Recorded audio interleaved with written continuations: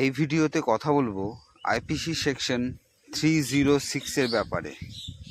ধারা 326। সবার প্রথমে এর ডেফিনেশন চেক করে নিই। Voluntarily causing grievous hurt by dangerous weapon. দেখুন, এখানে ডেঞ্জারাস ওয়েপনের কথা বলা হয়েছে। কারো উপরে জেনে বুঝে বিপজ্জনক হাতিয়ার দিয়ে হামলা করা।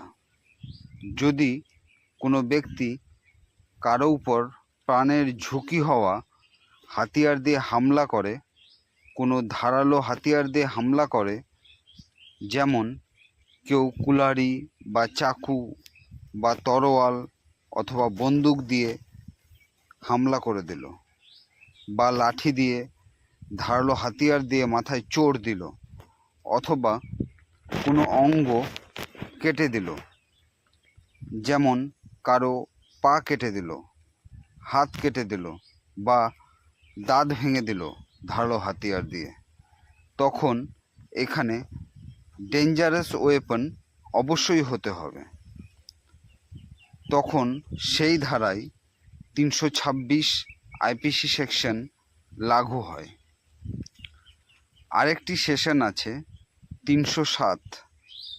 307 আর 326-এর মধ্যে খুব একটা পার্থক্য নেই। দুই ধারার মধ্যেই প্রাণনাশের ঝুঁকি থাকে। কোনো এমন হামলাতে যেখানে প্রাণের ঝুঁকি থাকে এবং গুরুতর আঘাত পায়, ধারা 307 তখন লাগু হয়। যখন প্রাণের ঝুঁকি থাকে বা প্রাণে মেরে ফেলার চেষ্টা করে, আর 326 তখন লাগু হয় যখন কোনো অঙ্গ কেটে যায় এবং সেখানে ডেঞ্জারাস ওয়েপন হওয়া চাই। যেমন লড়াই ঝগড়াতে সাধারণত ডেঞ্জারাস ওয়েপন ব্যবহার করে। যদি কেউ অপর ব্যক্তির কোনো অঙ্গ ভেঙে দেয় বা কেটে দেয় ডেঞ্জারাস ওয়েপন দিয়ে, তখন ধারা 326 আইপিসি সেকশন লাগু হয়। 326 আইপিসি সেকশনে এখন দেখে নিই সাজা কী আছে, আর মেন পয়েন্টগুলো ডিসকাস করে নিই।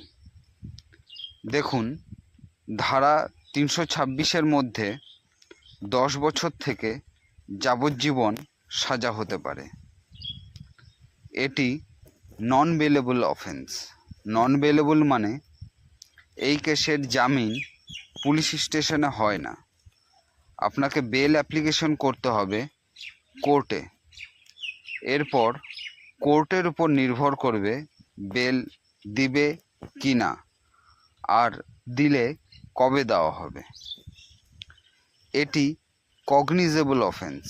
কগনিজেবল মানে এই কেসে এফআইআর হওয়ার পর পুলিশ বিনা ওয়ারেন্টে আরোপি ব্যক্তিকে গ্রেপ্তার করে নিতে পারে।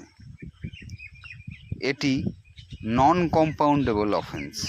নন কম্পাউন্ডেবল মানে এই কেসে মীমাংসা হয় না। এই কেসের trial junior magistrate first class বা লোয়ার কোর্টে হয়।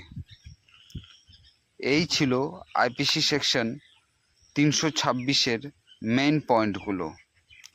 আশা করি বুঝতে পেরেছেন। যাওয়ার আগে চ্যানেলটি অবশ্যই সাবস্ক্রাইব করে নেবেন।